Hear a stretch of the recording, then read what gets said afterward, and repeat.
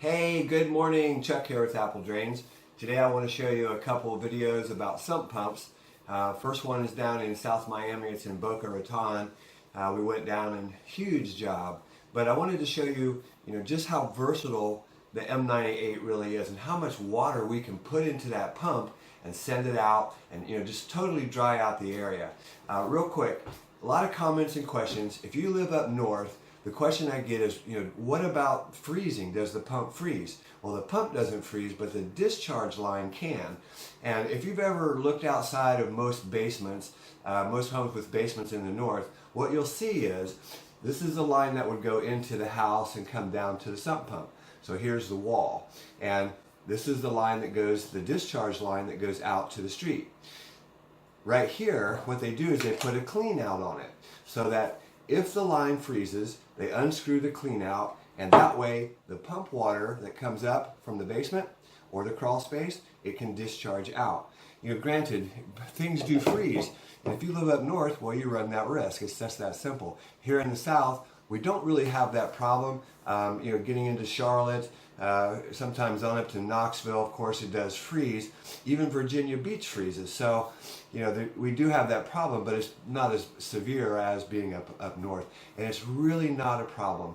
Let's take a look at the first video. And what we're showing you is how much water we can bring in and all the plumbing that goes in. And that's what people get really confused about. Not so much about setting up the sump pump, which I'm going to show you in that video as well, but it's, how do you bring all this water to the sump basin? Take a look.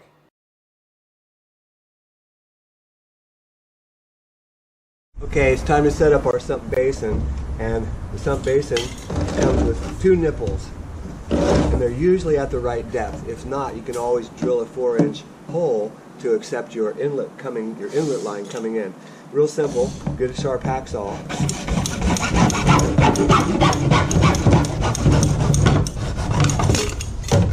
Cut that right off. And this is going to be where all of the water that we've collected comes in. So we call this the inlet line. Now we're going to set up the sump pump. We're going to use a Zoller.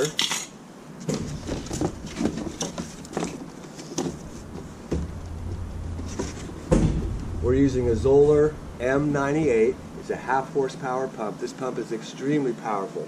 Pushes about 60 to 80 gallons per minute, which is a couple of trash cans of water every minute. It's going to lift that water up and send it out. Very powerful pump. To set that up, this pump's heavy. It weighs about 35 to 40 pounds. Sets up pretty quick. It's got a port right here with threads. This is the discharge of the pump. We're going to start with a male threaded 1.5-inch adapter, and we screw this in here hand tight as we can make that with our hand.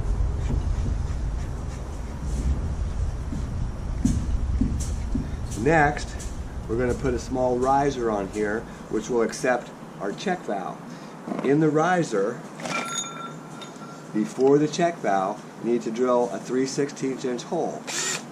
I already drilled that. We're going to put this in here. We're going to glue this piece up.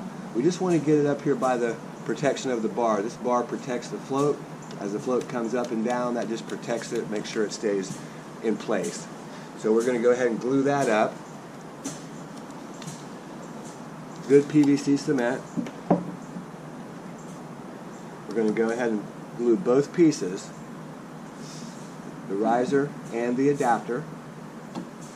Stick that in there, twist it a little bit, and press and hold. Just because it's liquid at this point and it can kind of pop itself back out of there. Within a few seconds, it's solid. Next, we're going to put on the check valve. The check valve only allows water to flow one direction. Because we're lifting this water up, we don't want the water to come back down, so it has a little valve inside that prevents the water from going back down. This is held together with no-hubs and stainless steel clamps. It lasts forever. It's very strong material. Don't worry about that. So slide that on. And then using your handy-dandy Black & Decker with a 5/16 inch nut driver, we're going to tighten up these no-hubs.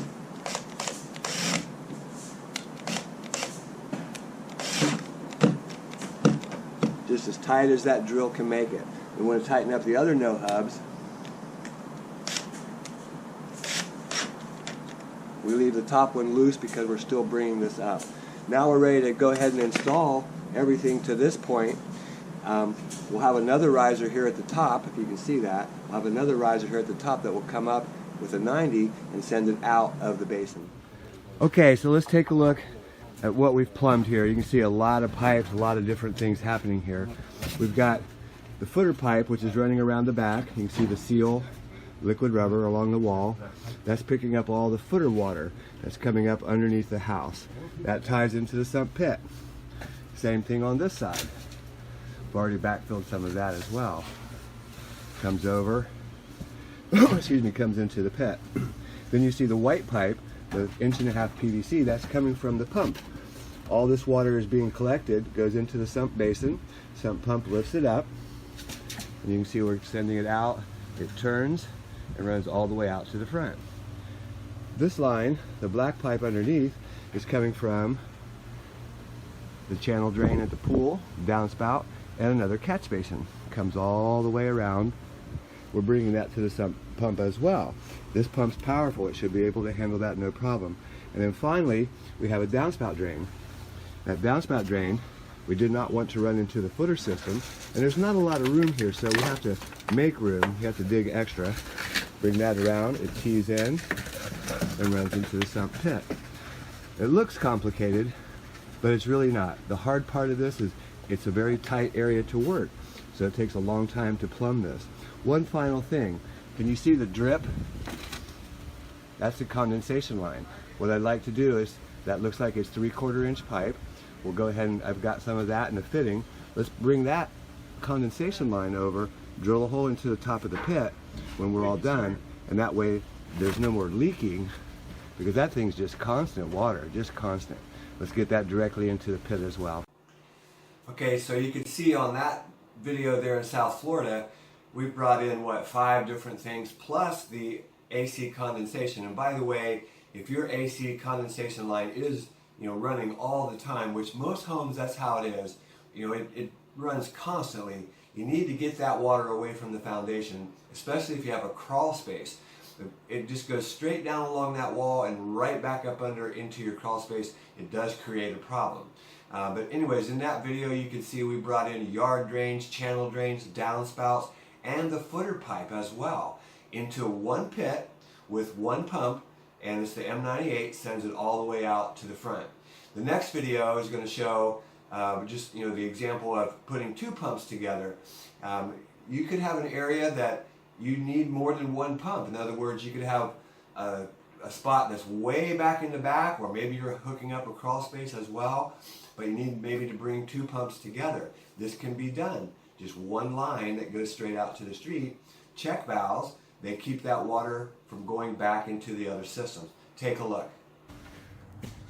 So again, you can see the plumbing, and for a lot of the do-it-yourselfers, this is the fun part. The excavation is kind of fun at first, but yeah, it's a lot of labor. And when you finally can install your materials, that's what you've been trying to do the whole time. But again, we've got 2 pumps. You can see them, one coming from the back, and then of course this one's coming straight out, goes to a T. This is a sanitary T. You can see the sweep. It just helps. We're trying to reduce the friction so we can keep that pump at full capacity, and we're just going to plumb it all the way out to the street. So here's the Zoller M98, and I've showed you this so many times, but we'll go over it one more time. Basically, there's a port right here that has threaded screws, and you can see the threads right here. This is a male threaded 1.5 inch adapter. We've got a small riser that comes up to a check valve. Remember that the arrows tell you which way the water flow is. That stops the water from coming back down the line. We drill a 3/16 inch hole here because we don't want it to get airlocked. It pumps so powerful that it can suck dry, and then air gets trapped right here with the weight of the water coming down. Line comes up through the check valve, and then it's going to discharge through the discharge pipe wherever that goes. Real simple. Hey, this is Chuck with Apple Drains, reminding you that if you believe you can do something, I guarantee you can do it. Have a great day.